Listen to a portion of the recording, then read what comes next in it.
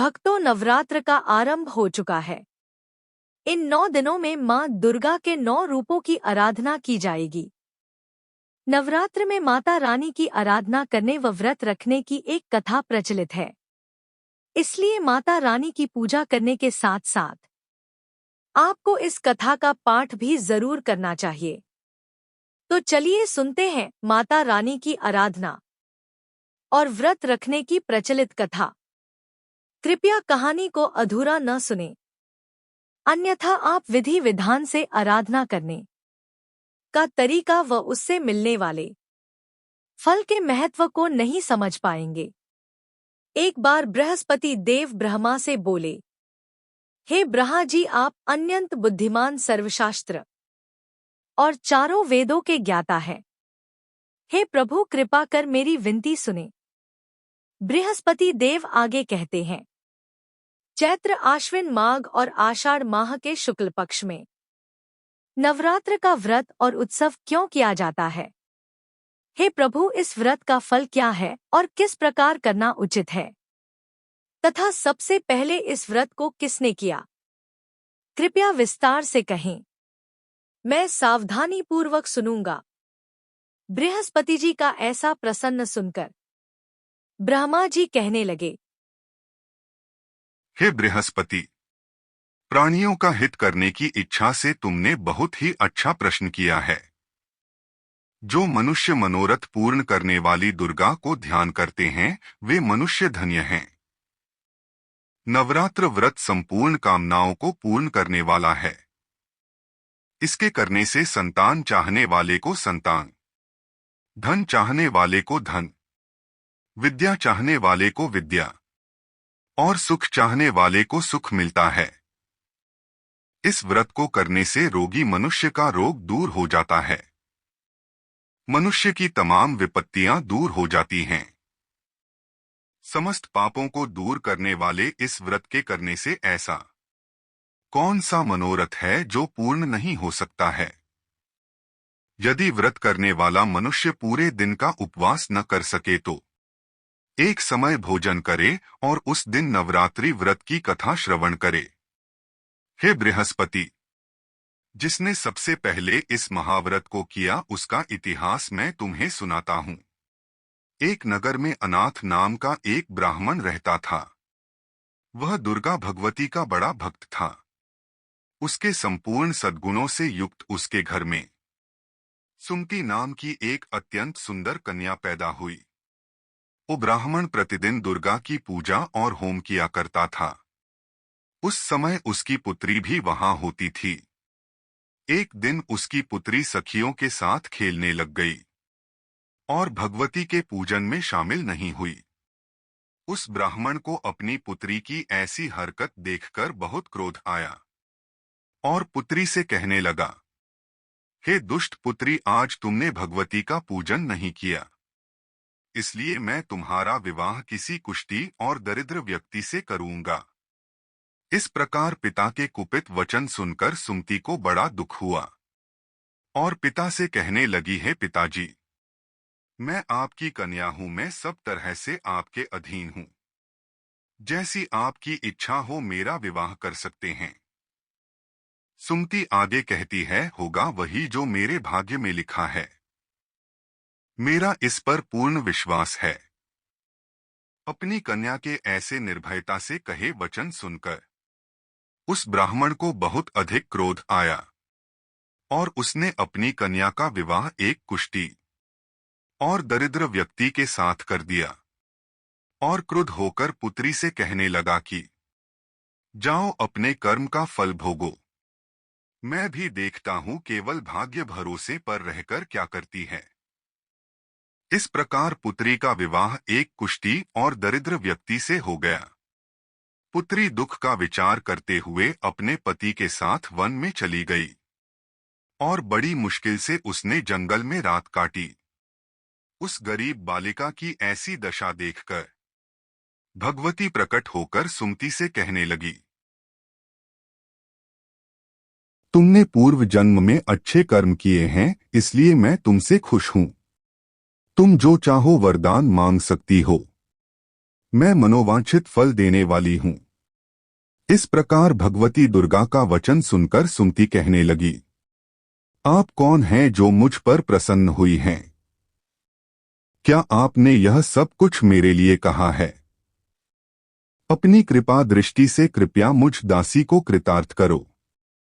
सुमति का वचन सुनकर देवी कहने लगी, मैं आदि शक्ति हूं और मैं ही ब्रह्मा विद्या और सरस्वती हूं। मैं प्रसन्न होने पर प्राणियों का दुख दूर कर सुख प्रदान करती हूं। देवी कहती हैं, हे ब्राह्मणी, मैं तुम पर तेरे पूर्व जन्म के पुण्य के प्रभाव से प्रसन्न हूं। मैं तुझे तेरे पूर्व जन्म का वृतांत सुनाती हूं। तू पूर्व जन्म में निषाद की पत्नी थी और अति पतिव्रता थी। एक दिन तेरे पति निषाद को चोरी करने पर सिपाहियों ने तुम दोनाए को पकड़ लिया और जेल खाने में कैद कर लिया। उन लोगों ने तुझे तथा तेरे पति को भोजन भी नहीं दिया। इस प्रकार नवरात्र के दिनों में तुमने न कुछ खाया न जल ही पिया। इसलिए 9 दिन तक नवरात्र का व्रत हो गया। हे ब्राह्मणी, उन दिनों में जो व्रत हुआ उस व्रत के प्रभाव से प्रसन्न होकर तुम्हें मनवांछित वस्तु दे रही हूं। तुम्हारी जो इच्छा हो मांगो। इस प्रकार भगवती के वचन सुनकर सुमति कहने लगी, अगर आप मुझ पर प्रसन्न हैं तो हे भगवती, मैं आपको प्रणाम करती हूं। कृपा करके मेरे पति को कोढ़ से मुक्ति दे दो। भगवती कहने लगी, उन 9 दिनों में तुमने जो व्रत किया था उस व्रत के एक दिन का पुण्य अपने पति के कोढ़ को दूर होने के लिए अर्पण करो। मेरे प्रभाव से तेरा पति कोढ़ से रहित और सोने के समान शरीर वाला हो जाएगा। इस प्रकार देवी का वचन सुनकर वह ब्राह्मणी अत्यधिक प्रसन्न हुई और बोली, ठीक है मां भगवती। तब उसके पति का शरीर भगवती दुर्गा की कृपा से कुष्ठहीन होकर अति कांतियुक्त हो गया। वह ब्राह्मणी पति की मनोहर देह को देखकर देवी को अति पराक्रमी वाली समझकर स्तुति करने लगी और बोली, हे दुर्गे, आप दुर्गत को दूर करने वाली, दुखों को दूर करने वाली, मनवांछित फल देने वाली, दुष्ट मनुष्यों का नाश करने वाली, तुम ही सारे जगत की माता और पिता हो। वह बोली, हे अम्बे, मुझ अपराध रहित अबला को मेरे पिता ने कुष्ठ के साथ विवाह कर मुझे घर से निकाल दिया, जिस कारण मैं इधर उधर भटक रही हूं। हे देवी, आपने ही मेरा कल्याण किया है। हे देवी, मैं आपको प्रणाम करती हूं, मुझ दीन की रक्षा करो। इसी प्रकार उस सुमति ने मन से बहुत स्तुति की और सुमति की स्तुति सुनकर देवी बहुत प्रसन्न हुई। देवी ने सुमति से कहा, हे ब्राह्मणी, और कुछ तेरी इच्छा हो तो वह वस्तु तू मुझसे मांग सकती है। ऐसा वचन सुनकर सुमति बोली, हे भगवती दुर्गे, अगर आप मेरे पर प्रसन्न हैं तो कृपया मुझे नवरात्रि विधि बताइए, जिसके करने पर आप प्रसन्न होती हैं। उस विधि और उसके फल को मेरे लिए विस्तार से वर्णन करें। इस प्रकार देवी कहने लगी, हे ब्राह्मणी, मैं तुम्हारे लिए संपूर्ण पापाएं को दूर करने वाली नवरात्रि व्रत विधि को बतलाती हूं, जिसको सुनकर तमाम पापों से छूटकर और मोक्ष की प्राप्ति हो जाती है। देवी कहती हैं, आश्विन मास के शुक्ल पक्ष की प्रतिपदा से लेकर 9 दिन तक विधि पूर्वक व्रत करें। यदि दिन भर का व्रत न कर सकें तो एक समय का भोजन करें।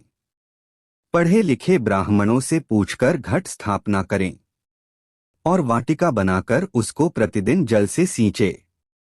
महाकाली, महालक्ष्मी और महासरस्वती की मूर्तियां बनाकर उसकी नित्य विधि सहित पूजा करें और फूलों से विधिपूर्वक अर्घ्य दें। बिजौरा के फूल से अर्घ्य देने से रूप की प्राप्ति होती है। जायफल से कार्य की सिद्धि होती है। आंवले से सुख और केले से भूषण की प्राप्ति होती है। इस प्रकार फलों से अर्घ्य देकर विधि पूर्वक हवन करें। खांड, घी, गेहूं, शहद, जौ, तिल, बिंब, नारियल, दाख और कदम से हवन करें। गेहूं होम करने से लक्ष्मी की प्राप्ति होती है।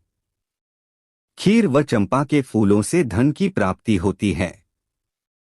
आंवले से कीर्ति प्राप्त होती है। कमल से राज सम्मान और दुखों से छुटकारा मिलता है।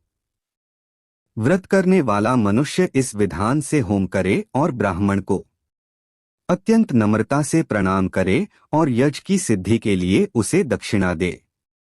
इस महाव्रत को बताई विधि अनुसार जो करता है उसके सब मनोरथ सिद्ध हो जाते हैं। इसमें कोई संशय नहीं है कि इन 9 दिनों में दान किया जाता है और उसका करोड़ों गुना फल मिलता है।